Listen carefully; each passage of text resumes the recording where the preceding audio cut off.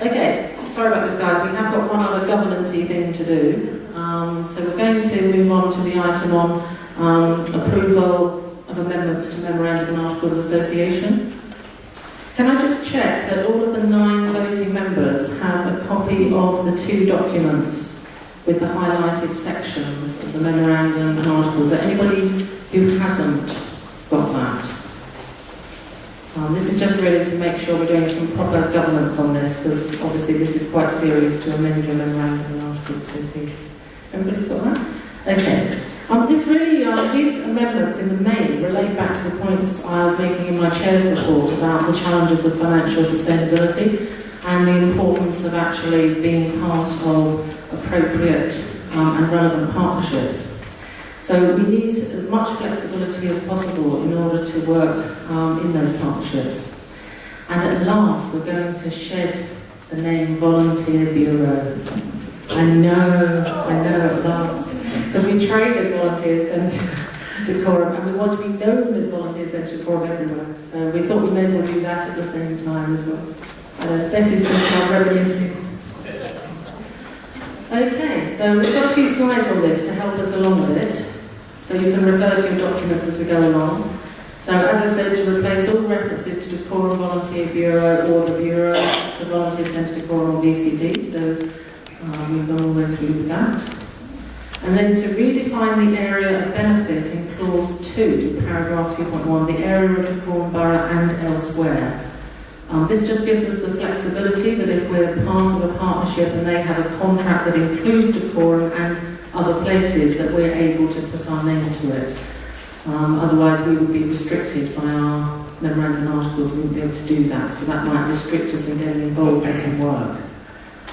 So that's one. Everybody got that on the paper? And then paragraph 2.3, inserting any substantial. This is a legal point. We do have huge thanks to Rita Lee, who unfortunately is on holiday at the moment, one of our trustees, who has a legal background, and she's been through our memos with a fine-tooth comb. So this is a legal point to insert any substantial in 2.3. Next slide. And then moving to the articles, so that's the other piece of paper. Inserting objects, so obviously that keeps us very close to what our main purpose is, what our primary purpose is. And then adding these 3 new clauses under 28. And this is all related to a consortium which is being created in Decorum Borough, which Decorum Borough Council are actively encouraging all of the strategic partners like us in the borough to be part of. And basically we've got to have these clauses in order to be able for us to be, I'm sorry, these are very technical terms, but what they call PQQ compliant. So in order for us to be part of tendering and bidding processes under the new commissioning that Decorum Borough Council are setting in place. Sorry, a lot of technical things there. I know the members will understand this, but I apologise for anybody else. It basically enables us to be part of this partnership in Decorum Borough, alongside other charities bidding with them for some work. But obviously we would only do anything that relates to volunteering, because that's our objects. So we're not suddenly going to, start looking after vulnerable children or vulnerable adults. There's lots of other good organisations that do that. Our focus is volunteering, and all of these changes does not change that. This is just literally to make sure we have the powers in place in our Memorandum and Articles to enable us to participate in this consortium and other partnerships. Sort of makes sense? Yeah? Is that the last one? I think it is as well.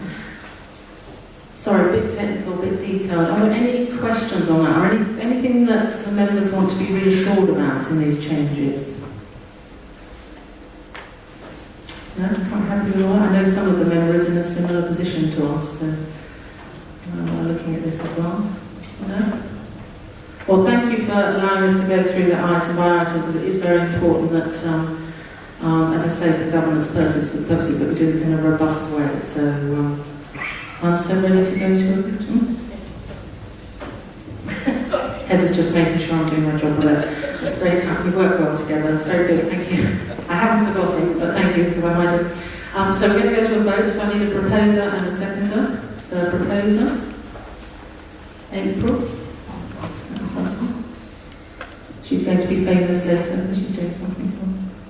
even more famous, I should say.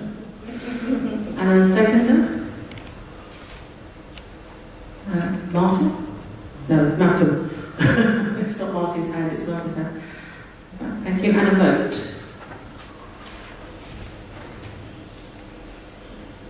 And that's unanimous as well, thank you very much. And I think I'm right in saying that these now go to the Charity Commission, yeah, okay. And Company's House, because we're a charitable company, absolutely. Right, thank you. Now, we have some re-election of directors to the board. Now, I'm one of them, so I can't actually run this piece of the show. This is a rotational exercise in our Memorandum and Articles of Association. But before I pass over to Malcolm, I obviously would not want to miss the opportunity of thanking Rosina Ahmed, who has arrived now, thank you, and Shirley Jones, who couldn't make it today, for their past service and their willingness to remain on the board. Both of them have brought their own expertise and energy to the board. Rosina with her volunteering and voluntary sector experience, which we really value, thank you. And Shirley with her experience in employee relations and as a local magistrate. So she keeps us in order, basically. So I'm going to pass over to Malcolm for the voting. Right, good afternoon again. As Nancy said, our memorandum and our constitution say that directors have to retire every 3 years, but are then eligible for reappointment. And the three who are eligible this year are Janet, who you know, and Rosina, who's over there, and Shirley, who will be here if she wasn't being a magistrate. Now, I'm not going to embarrass them by saying what a wonderful and exemplary job they do within the trustees, that they will do. But I've just gone on to the formal business, which is to ask one of the members to propose that James Cook and Rosina Ahmed and Shirley Jones be reappointed as the directors and trustees of the Volunteer Centre Column. Anybody? Okay, and a seconder. A seconder? Thank you very much indeed. You have both those names, please? Peter Wilson. Peter Wilson, okay. Can I ask please those with the snotty yellow cards to vote on the re-election of those three people to the Board of Trustees and Directors? Okay, 1, 2, can you raise your heart, nice and high so I can see. 1, 2, 3, 4, 5, 6. Can you do this? See? Okay, well, if the mayor says it, it must be right. So, voted in unanimously, and thank you very much indeed, and look forward to 3 more sparkling years from the three of you. Thank you very much. I just said to Heather, if I don't get re-elected, can I leave? Was that me?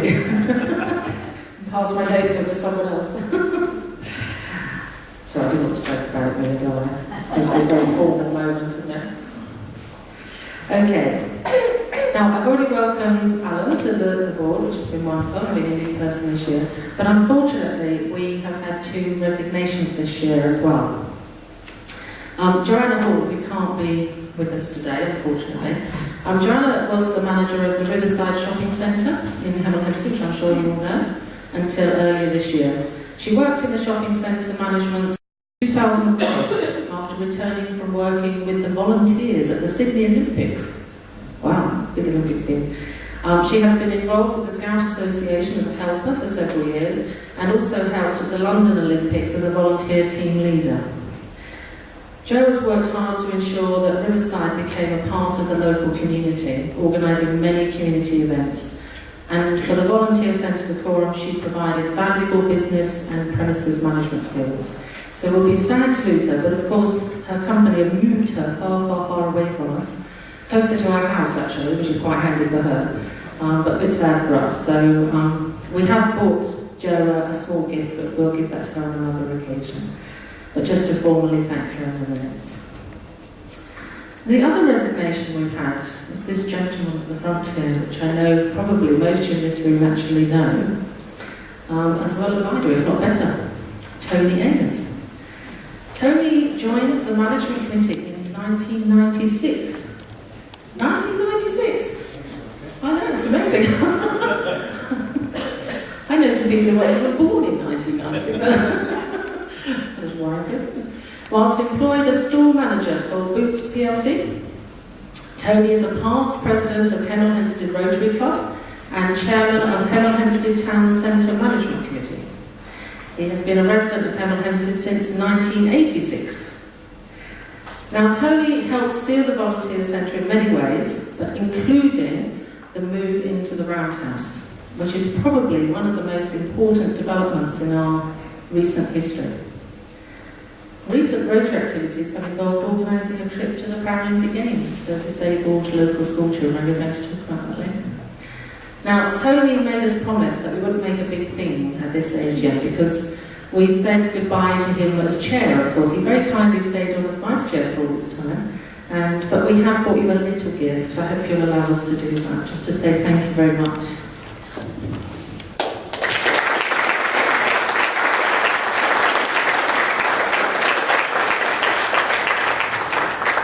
I did look a little embarrassed, but I think he's allowed us. He's earned it, Bert said. Absolutely, absolutely. No, I've lost my place now. I think, what am I up to?